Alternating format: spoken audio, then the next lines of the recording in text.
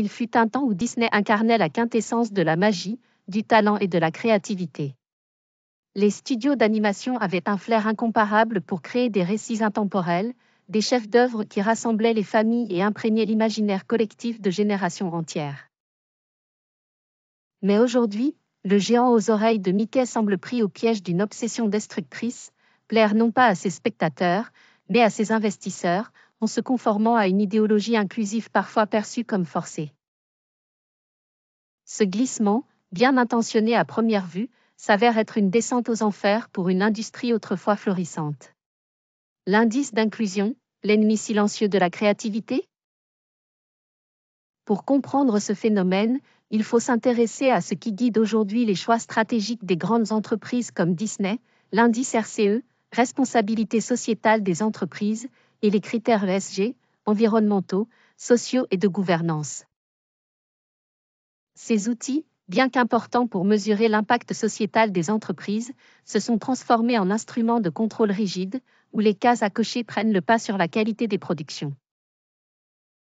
Chez Disney, cela se traduit par un besoin compulsif d'afficher une diversité dans ses films et séries.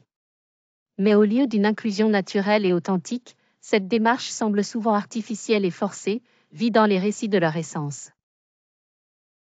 Prenons quelques exemples récents pour illustrer cette dérive. Des exemples criants de sacrifice sur l'autel du wokisme. Le remake live-action de La Petite Sirène devait marquer un renouveau pour Disney. Mais l'enthousiasme initial a vite laissé place à une controverse inutilement polarisante.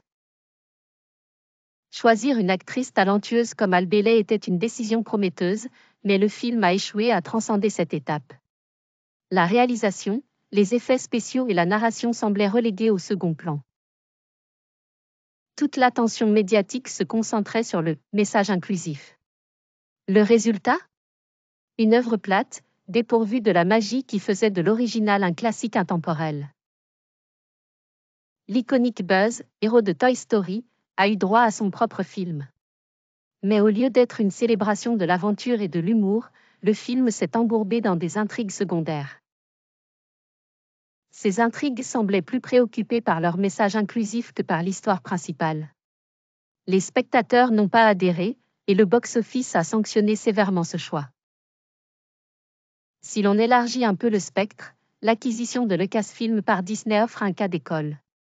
Les 3 derniers volets de la saga Star Wars ont tenté de moderniser la franchise en insérant des personnages diversifiés.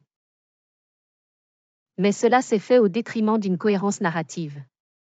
Rey, par exemple, est devenue une protagoniste décriée pour son manque de développement et ses compétences parfaites, sans effort apparent. Cela a donné l'impression que le talent d'écriture a été sacrifié pour atteindre des quotas symboliques.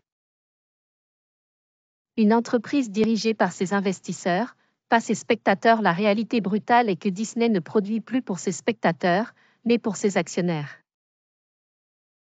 L'obsession pour l'inclusion n'est qu'un symptôme d'un problème plus profond. L'entreprise est davantage préoccupée par son image et ses points ESG que par la satisfaction de son audience. Or, dans l'industrie du divertissement, les consommateurs sont tout. Ce sont eux qui achètent les billets, les abonnements Disney+, et les produits dérivés. En se coupant de son public pour répondre aux critères d'une poignée d'investisseurs et de groupes de pression, Disney court un risque majeur, celui de perdre l'essence même de ce qui faisait sa grandeur. Le talent et la créativité, qui ne peuvent être mesurés par un simple tableau Excel, sont aujourd'hui sacrifiés au nom de la conformité à une idéologie d'entreprise. La dictature de l'idéologie au détriment de l'art. Ce qui est particulièrement ironique, c'est que l'inclusion, lorsqu'elle est bien faite, ne nuit jamais à une œuvre. Au contraire, elle peut enrichir les récits, leur donner une dimension universelle et les ouvrir à de nouveaux publics. Mais quand elle est imposée comme une case à cocher, elle devient un poison. Le problème ne vient pas de la diversité ou de l'inclusion en elle-même, mais de leur instrumentalisation.